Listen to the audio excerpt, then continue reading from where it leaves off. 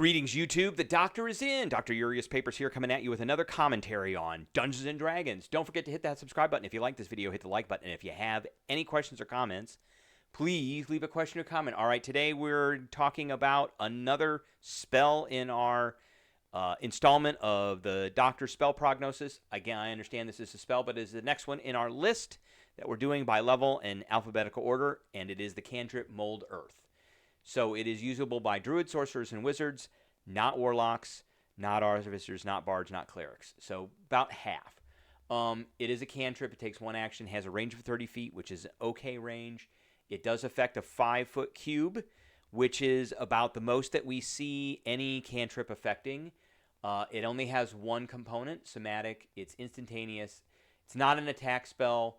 So essentially, you can choose a portion of dirt or stone that you can see within range that fits within a 5-foot cube, and you can manipulate it, that is dirt or stone, in the following ways. If you target an area of loose earth, so what is loose earth and how does that apply to stone? Loose stone would be rocks lying around, not buried in the ground. Loose earth, what is loose earth as far as like dirt? So what does the term loose earth mean as it fits to dirt or stone? And I guess that's up to your DM to interpret. You can instantly excavate it. So what does that term mean as well? Because it is not defined for us. If we look at the Webster's dictionary term, it means to form a cavity or a hole. To form by hollowing out, to dig out or remove, or to expose to view by or as if by digging away a covering. I think the most important part is this is to form a cavity or a hole. So you can excavate it, you can move it along the ground, and you can deposit it up to 5 feet away. The movement doesn't have enough force to cause damage. Again, this is not an attack spell. Second thing is you can cause shapes, colors, or both to appear on the dirt or stone, spelling out words, creating images, or shaping patterns. So it's on it. It's not taking the whole thing. My interpretation of that is you're not taking the whole thing and changing it. Like, I'm not taking a pile of dirt and shaping the whole pile.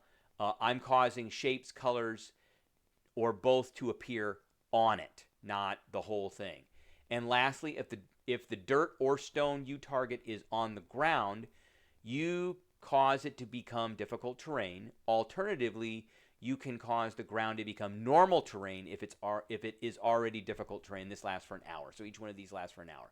If you cast a spell multiple times, you can have no more than 2 of its instantaneous effects active at a time, and you can dismiss such an effect as an action. So you could take difficult terrain in a 5-foot square and turn it into normal terrain, but if you go to the next square, then that one is going to become, the one that you just turned is going to become difficult terrain again. It'll revert back. But you could essentially change a square of difficult terrain into normal terrain and then walk into it, and then do the next square and the next square and the next square.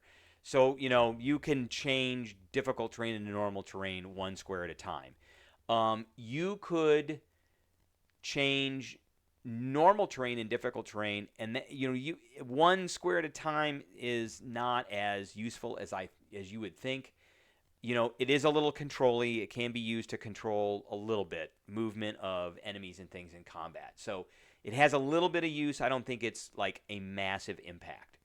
I do think the first bullet does have some impact. If you're going through a dungeon and you come across like a cave-in, then you can actually excavate that cave-in very quickly.